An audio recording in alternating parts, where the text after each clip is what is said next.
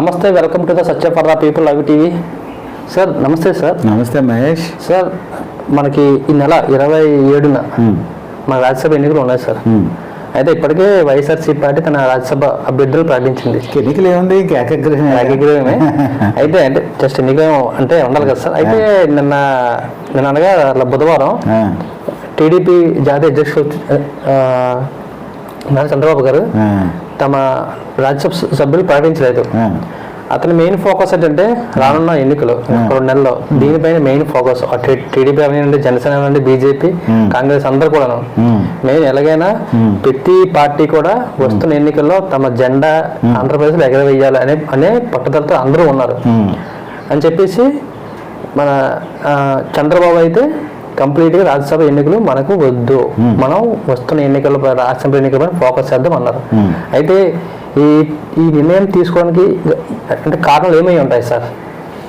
ఆయన Telangana elections, assembly elections వచ్చినప్పుడు కూడా మన ఆంధ్రప్రదేశ్లో ఎన్నికల మీదే కాన్సన్ట్రేషన్ చేద్దామని తెలంగాణలో పోటీ చేయలే. అవును.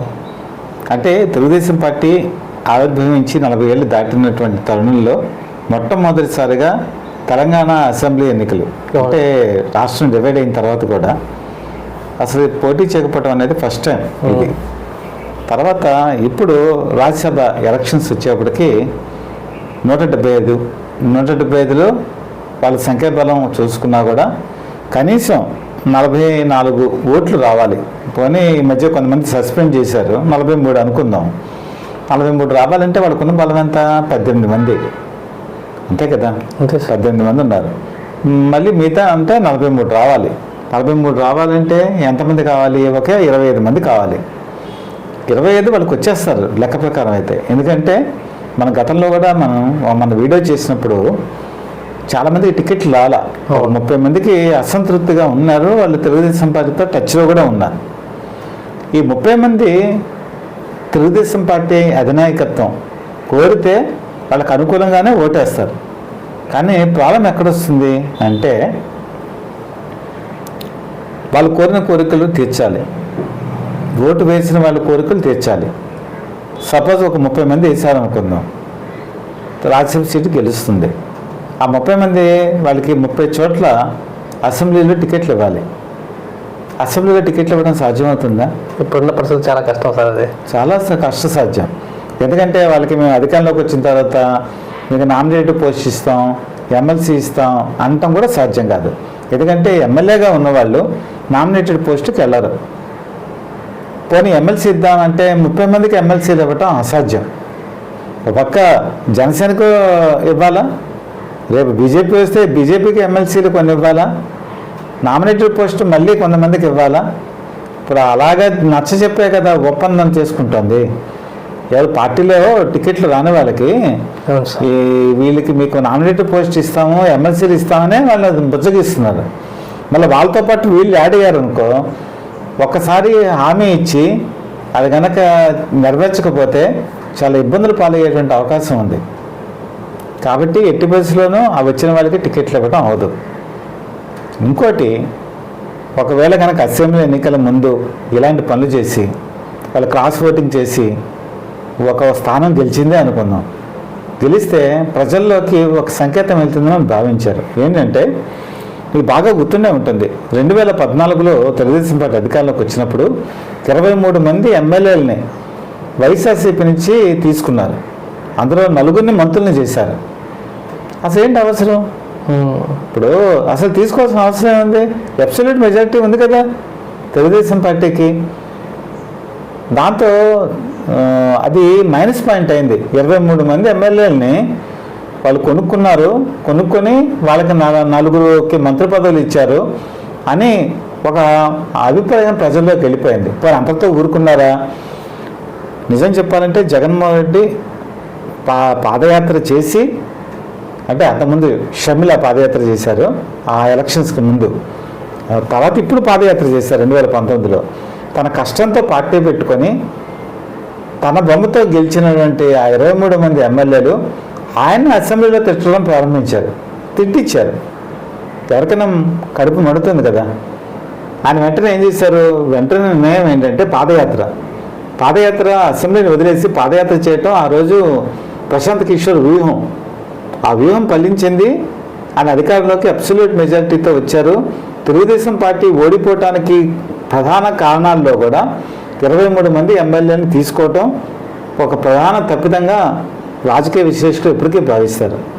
అదే పని ఇప్పుడు కనుక అసెంబ్లీ ఎన్నికల ముందు కనుక చేస్తే మీరు చెప్పినవన్నీ ఉంటాయి. వాళ్ళకి ఇవ్వలేని పరిస్థితి, తర్వాత ప్రజల్లోకి ఒక అభిప్రాయం వెళ్తుంది, మళ్ళీ ఇదే పనులు చేస్తున్నారని. సో ఎందుకు ఈ గొడవ అంతా? పోతే ఒక రాజ్యసభ సీటు పోతుంది అని చెప్పేసి మళ్ళీ ఆ టికెట్లు వాళ్ళు కూడా ఇంకెంతమందికి అవకాశాలు ఇచ్చే పరిస్థితిలో పార్టీ కూడా లేదు. మూసేశారు ద్వారాలు. ఏదో కొద్ది మంది మాత్రమే అవకాశం ఇస్తారు. అది కూడా ఏంటంటే తెలుగుదేశం పార్టీ అధినాయకత్వాన్ని తిట్టని వాళ్ళని, మంచి సాంప్రదాయాలు పాటిస్తున్న వాళ్ళని, ప్రజల్లో పేరున్న వాళ్ళకి మాత్రమే అసెంబ్లీ టికెట్ ఇచ్చేటువంటి అవకాశం లేదు. ఉదాహరణకి వసంత కృష్ణప్రసాద్ మైలవరం, వసంత కృష్ణప్రసాద్కి నూజివీడు ఇస్తారని టాక్ వస్తుంది. ఎందుకంటే వసంత కృష్ణప్రసాద్ వ్యక్తిగతంగా ఎప్పుడూ కూడా చంద్రబాబు నాయుడిని విమర్శించాల. వైఎస్ఆర్సీపీ నుంచి తెలుగుదేశంలోకి వస్తున్నాడు ఆయన. కాబట్టి అలాంటి వాళ్ళని తీసుకుంటారు. అందరినీ తీసుకోవాలంటే ఎక్కడ సాధ్యమవుతుంది? 30 మందిని అని ఆలోచించి వాళ్ళు ఈసారి పోటీకి నిలబెట్టలేదని విశ్వసనీయమైనటువంటి సమాచారం. లేకపోతే పోటీకి నిలబెడదామని అనుకున్నారు. బీజేపీతో కూడా ఆ మంత్రాలు జరిగాయి. అమిత్ షా దగ్గరికి వెళ్ళారు కదా, అమిత్ షా దగ్గరికి వెళ్ళినప్పుడు కూడా అలాంటి ఉద్దేశాలు ఉన్నాయి. కానీ ఇప్పుడు మాత్రం తర్వాత మారినటువంటి రాజకీయ పరిణామాల వల్ల ఆ నిర్ణయాన్ని మార్చుకున్నారు. అయితే బాధాకరమైన విషయం తెలుగుదేశం పార్టీ అభిమానులకి ఏంటంటే ఇప్పటి వరకు ఉన్నటువంటి పరిస్థితుల్లో ఇంకా రాజ్యసభలో ప్రాతినిధ్యం లేదు. ఇప్పుడు ముగ్గురు కనుక గెలుస్తారు కూడా, ఏకగ్రీవమే కదా. వైవి సుబ్బారెడ్డి గారు అని ఒక ఆయన, గొల్ల బాబురావు, రఘునాథ్ రెడ్డి, మేడా రఘునాథ్ రెడ్డి, ముగ్గురు ఉన్నారు. ఇప్పుడు ముగ్గురు గెలుస్తారు.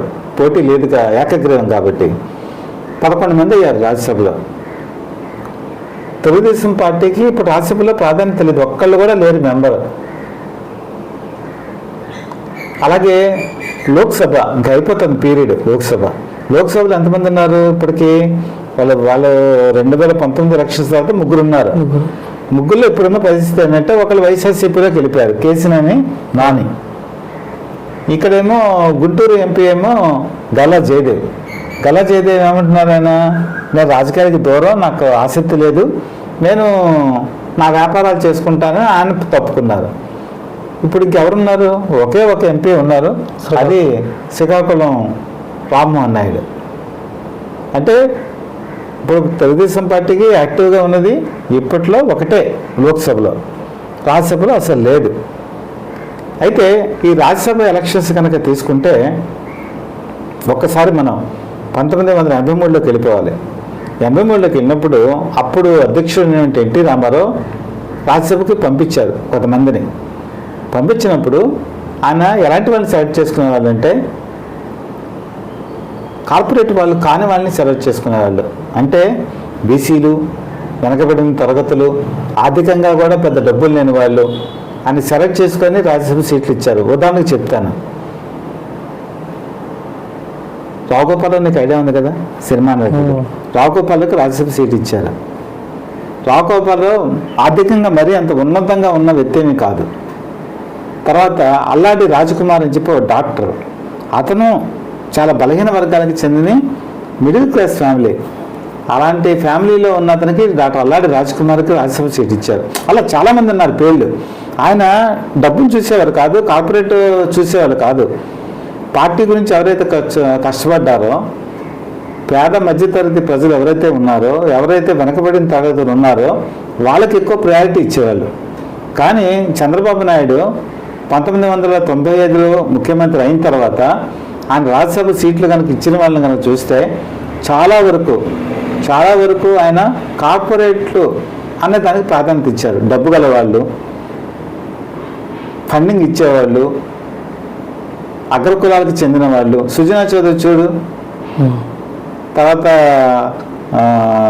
రమేష్, ఆయన కూడా అంతే, వాళ్ళ సామాజిక వర్గానికి చెందిన వ్యక్తే. ఇలాంటి వాళ్ళందరికీ ఇచ్చారు ఆయన. కానీ ఒక వైఎస్ఆర్సీపీ కూడా కార్పొరేట్కి ఇచ్చింది, నేను కాదని అన్నట్ల డబ్బు గల వాళ్ళకి ఇచ్చింది. కానీ కొంతమందిని చూస్తే ఆయన మోపిదేవి వెంకటరమణ వెనకబడిన తరగతులకు చెందినటువంటి వ్యక్తి ఆయనకి ఇచ్చారు. అంటే ఎగ్జాంపుల్స్ చెప్తున్నాను ఇవన్నీ. ఇంకా పేర్లు చాలా ఉన్నాయి. పిల్లి సుభాష్ చంద్రబోస్ ఉన్నారు. పిల్లి సుభాష్ చంద్రబోస్ కూడా వెనకబడిన తరగతులకు చెందిన. అంటే వీళ్ళిద్దరూ కూడా ఆ రోజు కాంగ్రెస్ పార్టీకి రాజీనామా చేసి వచ్చారని, వాళ్ళకి రాజకీయంగా ఇబ్బందులు పడకూడదని టికెట్లు ఇచ్చారు రాజ్యసభకి. అలాగే ఇంకొక సెంటిమెంట్ ఏంటంటే, తెలుగుదేశం పార్టీ ఎవరికైతే రాజ్యసభ సీట్లు ఇచ్చారో వాళ్ళందరూ తర్వాత ఆ పార్టీని వేడనాడారు చాలామంది. ఎగ్జాంపుల్స్ చెప్తాను, నీకు బాగా గుర్తుండే ఉంటుంది, నువ్వు చాలా చిన్నవాడు ఉంటావు. మోహన్ బాబుని ఎన్టీ రామారావు ఇచ్చారు రాజ్యసభ సీటు. ఇస్తే ఎన్టీ రామారావు ముఖ్యమంత్రిగా ఉన్నప్పుడు ఏం స్టేట్మెంట్ ఇచ్చారంటే, నేను నా కంఠంలో ఊపిరి ఉన్నంత వరకు ఎన్టీ రామారావుకి నేను అన్యాయం చేయను, పార్టీకి ద్రోహం చేయను, నా చివరి క్షణం వరకు ఎన్టీ రామారావు తనని చెప్పి స్టేట్మెంట్ ఇచ్చారు మోహన్ బాబు. 1995లో ఆగస్టులో వైస్రాయ్ సంఘటన జరిగింది. వైస్రాయ్ సంఘటన జరిగినప్పుడు అప్పుడు రాజ్యసభ మెంబర్గా ఉన్నటువంటి మోహన్ బాబు వెళ్ళి చంద్రబాబు నాయుడు పక్కన చేరాడు. టికెట్ ఎవరు ఇచ్చారు? గెలిపించింది ఎవరు? ఎన్టీ రామారావు. ఆ విధంగా ఎదురు దెబ్బ తగిలింది కదా రాజ్యసభ నుంచి. తర్వాత జయప్రద పార్టీలోకి పిలిచింది ఎన్టీ రామారావు. పార్టీలో ఒక ఉన్నత స్థానాన్ని కల్పించింది ఎన్టీ రామారావు.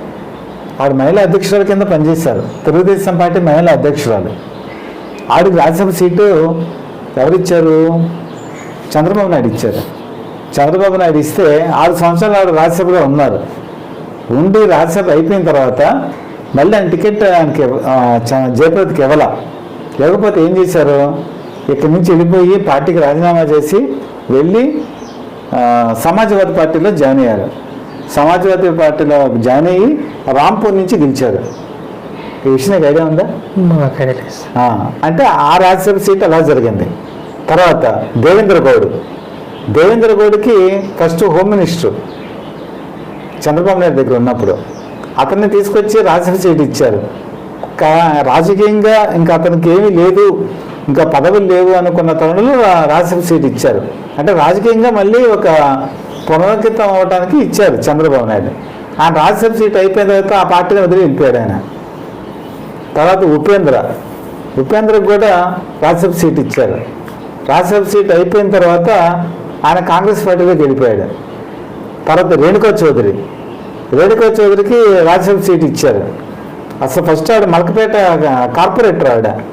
మలకపేట కార్పొరేటర్గా ఉన్న వ్యక్తిని తీసుకెళ్ళి చంద్రబాబు నాయుడు రాజ్యసభ సీట్ ఇచ్చారు. రాజ్యసభ సీట్లో ఆవిడ ఉండి ఆ తర్వాత కాంగ్రెస్లో గెలిపారు. ఈ హిస్టరీ ఇలా తీసుకుంటే రాజ్యసభ సీట్లు ఏవి వచ్చిరాల తెలుగుదేశం పార్టీకి. అందులో ఉన్నవాళ్ళు ఆ తర్వాత ఆ పార్టీలో ఉండలేదు, వెళ్ళిపోయారు. మరి మొన్న చూడు 3 రాజ్యసభ వాళ్ళు వెళ్ళిపోయారు. సుజనా చౌదరి, రమేష్, వీళ్ళందరూ వెళ్ళిపోయారు. మరి ఎక్కడికి వెళ్ళిపోయారు? వీళ్ళు బీజేపీ పార్టీలోకి వెళ్ళిపోయారు. వెళ్ళిపోయినప్పుడైనా కనీసం ఇలా పార్టీకి ద్రోహం చేశారు, మీరు ఇలా బీజేపీలోకి వెళ్ళారని చంద్రబాబు ఏమి స్టేట్మెంట్ ఇవ్వాల. ఇప్పుడు బీజేపీతోనే మరి ఆయన సఖ్యతకి ముందుకెళ్తున్నారు. వాళ్ళ దగ్గర నుంచే కదా తీసుకున్నారు. అంటే ఒక అపవాదం ఏంటంటే, ఈయనే ఆ పార్టీలోకి పంపించేసి బీజేపీలోకి వాళ్ళకి గిఫ్ట్ కింద ఇచ్చాను కూడా పాక్కొచ్చింది. అందుకనే బీజేపీ వాళ్ళని ఏమనలేదు, అందులోంచి వెళ్ళిపోయిన వాళ్ళని ఏమనలేదు. ఇప్పటికీ కూడా బీజేపీతో సఖ్యతగా ముందుకు వెళ్తున్నారు ఆయన. కాబట్టి ఇప్పుడున్న పరిస్థితుల్లో టీడీపీ ఈ పరిస్థితికి వస్తుందని అభిమానులు ఎవరు ఊహించలే. రాజ్యసభలో సీట్ లేకుండా, తర్వాత లోక్సభలో ఈ పరిస్థితి ఎవరు ఊహించలే. 2026 వరకు 11 మంది ఖచ్చితంగా వైఎస్ఆర్సీపీకి ఉంటారు. ఏమైనా కొంతమంది రిటైర్మెంట్ అయిపోయిన వాళ్ళు అదైతే, కానీ 2026 వరకు కూడా రాజ్యసభలో చాలా గట్టి పట్టుతో 11 మంది ఎంపీలు ఉంటారు. మీకు వెనక ఒక్కసారి రాజకీయంగా వెనక్కి చూస్తే 85లో ప్రధాన ప్రతిపక్షం తెలుగుదేశం పార్టీనే. తెలుగుదేశం పార్టీ లోక్సభలో అత్యధిక మెజారిటీ ఉన్నప్పుడు బీజేపీకి 2 సీట్లు మాత్రమే ఉన్నాయి. ఇప్పుడున్న బీజేపీకి 2 సీట్లు పార్లమెంట్లో, ఆ రోజు ప్రధాన ప్రతిపక్షం తెలుగుదేశం పార్టీ. అత్యధిక లోక్సభ స్థానాలు, రాజ్యసభ స్థానాలు ఉన్నాయి దానికి. పార్టీ ఓడిపోయిన తర్వాత 40 సంవత్సరాల కాలంలో అసెంబ్లీలో ఇప్పుడు 23 సీట్లకి గెలవటం, అందులో 4 వెళ్ళిపోవటం, ఒకళ్ళేమో రాజీనామా చేయటం, ఆ రాజీనామాను ఆమోదించడం, 18 మంది. హిస్టరీలోనే లేదు. తెలుగుదేశం పార్టీ పుట్టినప్పటి నుంచి చరిత్రలోనే ఇంత బలహీనటువంటి పరిస్థితి లేదు. రాజ్యసభలో 0 అయిపోవటం కూడా ఇదే మొదటిసారి. ఎప్పటికీ మళ్ళీ ఇందులో అసెంబ్లీలో గెలిచి మళ్ళీ రాజ్యసభ సీట్లు గెలుచుకుంటే తప్ప మళ్ళీ బోని కొట్టేటువంటి పరిస్థితి ఇప్పుడు అక్కడ లేదు. దాంతో ఏమవుతుంది, కేంద్రంలో ఏ ప్రభుత్వం ఉన్నా ప్రయారిటీ ఎవరికి ఇస్తుంది? వైఎస్ఆర్సీపీ ప్రభుత్వానికి ఇస్తుంది. ఎందుకంటే రాజ్యసభలో 11 మంది ఉన్నారు. రేపు లోక్సభ వదిలేద్దాం, వచ్చే ఎలక్షన్స్ వదిలేద్దాం, రాజ్యసభ పెద్ద సభలో చాలా కీలకమైన నిర్ణయాలు జరుగుతాయి. కాబట్టి 11 మంది ఎంపీలు ఉన్నటువంటి పార్టీకి ప్రధానమంత్రి కానీ, అక్కడ జాతీయ నాయకులు కానీ, లేకపోతే ఢిల్లీలో ఉండేటువంటి మిగతా వాళ్ళు కానీ ఖచ్చితంగా ప్రయారిటీ ఇస్తారు. 11 మంది అంటే ఆషామాషి కాదు. కానీ తెలుగుదేశం పార్టీ ఒకప్పుడు చక్రం తిప్పింది. వాజ్పేయి గవర్నమెంట్ ఉన్నప్పుడు, అలాగే ఎల్కే అద్వానీ జాతీయ అధ్యక్షుడిగా ఉన్నప్పుడు చంద్రబాబు నాయుడు ఢిల్లీలో ఏం చెప్తే అది వేదవాక్కు. ఒక మన రాష్ట్రపతి నిర్ణయించాలన్నా, మిగతా రాష్ట్రానికి గవర్నర్ నిర్ణయించాలన్నా, ఇంకేమైనా ఇతరమైన కీలక నిర్ణయాలు తీసుకోవాలన్నా ఆ రోజు కేంద్ర ప్రభుత్వం చంద్రబాబు నాయుడుతో సంప్రదించేది. చంద్రబాబు నాయుడు ఎన్నో కీలకమైన నిర్ణయాలు ఆయన హస్తం ఉండేది వెనకాల. అలాంటి చంద్రబాబు నాయుడు ఈరోజు ఢిల్లీలో రాజ్యసభ సీట్లో ప్రాతినిధ్యం లేక, కేంద్రంలో పార్లమెంట్లో లేక ఇటువంటి పరిస్థితి రావటం ఫస్ట్ టైం. కాబట్టి వాళ్ళు కూడా ఒకసారి నాయకులు కూడా ఆలోచించుకోవాలి. ఎందుకంటే ఇది టఫ్ టైము. ఈసారి అసెంబ్లీ ఎన్నికలు చాలా కీలకమైనవి. ఇందులో గెలవలసినటువంటి అవసరం వాళ్ళకి చాలా ఉంది. ఎందుకంటే ఈసారి కనుక వాళ్ళు ఏమాత్రం కనుక ప్రమాదంలోగా పడి ఓటమి పాలైతే మాత్రం అటు కేంద్రంలోనూ ఇప్పుడున్న ప్రాతినిధ్యం లేదు, ఇంకా అసెంబ్లీలోనూ లేకపోతే మళ్ళీ పార్టీని మనుగడ తీసుకెళ్ళడం చాలా కష్టతరమైన విషయం. కాబట్టి అందుకనే ఇవన్నీ ఊహించుకొని ఆయన జనసేనతో కూడా ముందుకెళ్ళడానికి కారణం అదే. ఒకటి ఆలోచించు, ఇప్పుడు బీజేపీ, జనసేన, టీడీపీ ఎందుకు కలుస్తున్నాయి? పోనీ బీజేపీ కలవలేదు అనుకున్నాం పక్కన, జనసేన, టీడీపీ ఎందుకు కలుస్తున్నాయి? ప్రతి ఒక్కరికి అధికారం కావాలి సార్. వైఎస్ఆర్సీపీకి వాళ్ళకి విలేజ్ స్థాయిలో, గ్రామ స్థాయిలో, లేకపోతే అనేక రకాల నవరత్నాలు అనేటువంటి పథకాల ద్వారా బెనిఫిట్ పొందిన వాళ్ళు చాలామంది ఉన్నారు. సో వాళ్ళ ఓట్లు ఖచ్చితంగా వాళ్ళకి ఉపయోగపడతాయి. మీకు ఒకటే స్ట్రాటజీ మహేష్, చాలా కీలకంగా చెప్పేస్తున్నాను. ప్రతి పార్టీ అంటే 2 ప్రధాన పార్టీలు ఉన్నాయి. ఇప్పుడు బీజేపీ, టీడీపీ, వైఎస్ఆర్సీపీ, జనసేన. నీకు టీడీపీ, వైఎస్ఆర్సీపీ తీసుకో, 35 గ్యారంటీ వీళ్ళిద్దరికి. ఏది పర్సంటేజ్ ఆఫ్ ఓట్లు స్టాండర్డ్గా 35% పడిపోతాయి. వైఎస్ఆర్సీపీకి 35% పడుతుంది, టీడీపీకి 35% పడతాయి. అంటే వాళ్ళ ఓటర్లు వాళ్ళకు ఉంటారు. జనసేనకి ఎంత? లాస్ట్ టైం 2019లో 6% ఓట్లు వచ్చింది. ఇప్పుడు ఎంతవరకు పడుతుందని మనం చెప్పలేం. పోనీ కనీసం 12-13 అనుకుందాం. అంటే ఏమైంది? 35 70 అయింది. 70లో 12-15 తీసేద్దాం, 15% అనుకుందాం. పోనీ కాంగ్రెస్కి 2%. ఇప్పుడు ఏమైనా పెరిగితే ఒక 5% పెరగాలి. తెలుగుదేశం బీజేపీకి 1% ఉంది. అంటే ఇప్పుడు ఏమైంది? 35% ఇది, ఓ 15% జనసేన కలిసిందంటే 50%. అంతే కదా? అంతే కదా? అంటే అధికారంలోకి వచ్చేసినట్టే లెక్క వాళ్ళ స్ట్రాటజీ. మరి 35%లో ఉన్నది వీళ్ళకి ఇంకో 15% యాడ్ అవ్వాలి. అంటే కామన్గా ఉండే ఓటర్లు కొంతమంది ఉంటారు. వాళ్ళు ఏంటంటే దేనికి ప్రభావితం కారు. వాళ్ళు ఏంటంటే లాస్ట్ మినిట్లో డెసిషన్ తీసుకుంటారు. అంటే లాస్ట్ పోలింగ్ రోజున ఏ పార్టీ అధికారంలో ఉంటుందో ఆ అధికారంలోకి వచ్చే పార్టీకి ఓటేసే వాళ్ళు కొంతమంది ఉంటారు. అలా కలిసినా కూడా ఆ పర్సంటేజ్ అడ్వాంటేజ్ అవుతుంది. కాబట్టి ఇప్పుడు తెలుగుదేశం పార్టీ జాతీయ అధ్యక్షుడు ఆలోచించింది కూడా ఏంటంటే 35+15 కలుస్తాయి కదా అని. జనసేన దాని గురించి ఎంత వెంపర్లాడటానికి గల కారణం ఏంటంటే అదే. ఎందుకంటే ఈరోజు కీలకమైనటువంటి వ్యక్తి పవన్ కళ్యాణ్. పవన్ కళ్యాణ్ కనుక లేదనుకో తెలుగుదేశం పార్టీ ఒంటరిగా పోటీ చేస్తే 30% ఉంటుంది. మరి మిగతా పర్సంటేజ్ ఎక్కడి నుంచి వస్తుంది? రిస్క్ కదా. ఇలాంటి పరిస్థితుల్లో రిస్క్ తీసుకోవడానికి ఆయన ముందుకు వెళ్ళారు. అందుకనే వాళ్ళు 25 సీట్లు అడిగినా 30 సీట్లు అడిగినా వాళ్ళు ఖచ్చితంగా ఇవ్వాల్సిందే. అయితే వెంటనే ఇప్పుడు ఈ మధ్య నిన్న మళ్ళీ హరిరామ్ జోగి మళ్ళీ లేఖాస్త్రం సంధించారు కాపులకి అత్యధిక ప్రాధాన్యత ఇవ్వాలని. ఈయన ఒక అడుగు ముందుకేస్తున్నప్పుడల్లా హరిరామ్ జోగి లెటర్ రాస్తున్నారు. హెలికాప్టర్లో కూడా వెళ్దాం అనుకున్నారు కదా భీమవరం వెళ్దాం అనుకుంటే అది క్యాన్సిల్ అయింది. హెలికాప్టర్ ల్యాండింగ్కి పర్మిషన్ ఇవ్వలేదు అనుకుంటా భీమవరంలో కూడా. కాబట్టి 175 వరకు నియోజకవర్గాల్లో తిరుగుదా అని చెప్పి ఇప్పుడు పవన్ కళ్యాణ్ అనుకుంటున్నారు. శంకరావంతం అయితే ముందుకు వెళ్తున్నాడు ఆయన. మరి ఇప్పటికీ నా పవన్ కళ్యాణ్ ఎలా ప్రయాణం చేస్తారో చూడాలి. ఏదైనా రాజ్యసభ ఎన్నికలు ఒక విధంగా చెప్పాలంటే తెలుగుదేశం పార్టీ భవితవ్యానికి ఒక క్వశ్చన్ మార్క్గా తయారైంది.